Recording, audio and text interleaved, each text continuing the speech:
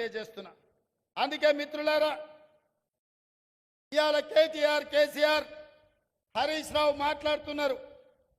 కాంగ్రెస్ వచ్చింది, ఇవాళ పేదలకు కష్టాలు వచ్చినాయి. నేను చెప్పదలుచుకున్నా, పేదలకు ఎవరికి కష్టాలు రాలే, మీ కుటుంబానికి కష్టాలు వచ్చినాయి. ఆ కష్టాలను కప్పిపుచ్చుకోవడానికి పేదల మీద నెట్టే ప్రయత్నం చేస్తున్నాడు. మన అసెంబ్లీలో మాట్లాడుతూ నేను కొన్ని ప్రశ్నలు అడిగి ప్రతిపక్ష నాయకుడు రావాలి అని సూచన చేస్తే కేటీఆర్ అన్నాడు, ఆయన రాడు, మేమే వస్తాం, బావా బామార్దులమే సమాధానం చెప్తామని. టీవీలో చూసినట్టున్నాడు. 24 తారీఖు నాడు కేటీఆర్ మాట్లాడింది. 25 తారీఖు నాడు పొద్దున్నే 12 గంటలకు అసెంబ్లీ ఉంటే 11:30కి వచ్చి కూర్చున్నాడు కేసీఆర్. వీడు తిక్కలోడు, అసలే తిరణాలకు పోతే ఎక్కడానికి దిగడానికి సరిపోయింది అన్నట్లా వీడు ఏం చేసి వస్తాడో, వీడికి చేతికిస్తే ఇది ఎక్కడ పోద్దా అని వచ్చి పొద్దున్నే అసెంబ్లీలో కూర్చున్నాడు.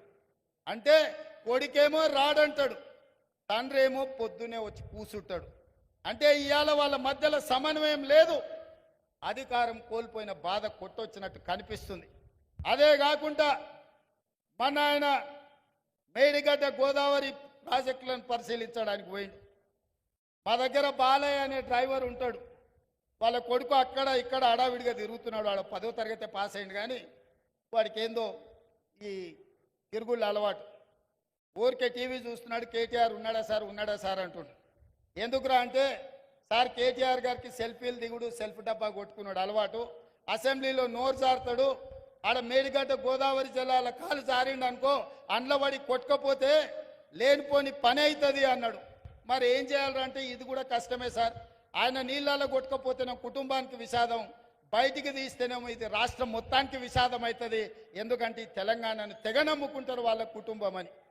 అందుకే ఈరోజు ఈ తెలంగాణ రాష్ట్రంలో ప్రజలని వంచినందుకు 2023లో ప్రభుత్వానికి రాకుండా ఓడగొట్టిండ్రు.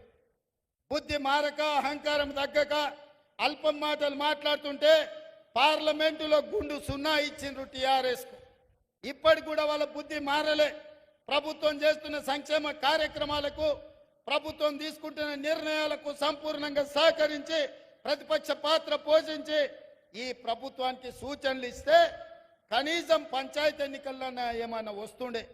కానీ ఇప్పుడు పంచాయతీ ఎన్నికలలో కూడా వాళ్ళకు వచ్చే అవకాశం లేదు. ఇక్కడున్న వేదిక మీద ఉన్న మా నాయకులకు నేను ఒక మాట చెప్పదలుచుకున్నా. ఇక్కడున్న మా కార్యకర్తలకు అసెంబ్లీ ఎన్నికలు అయిపోయినాయి, పార్లమెంట్ ఎన్నికలు అయిపోయినాయి.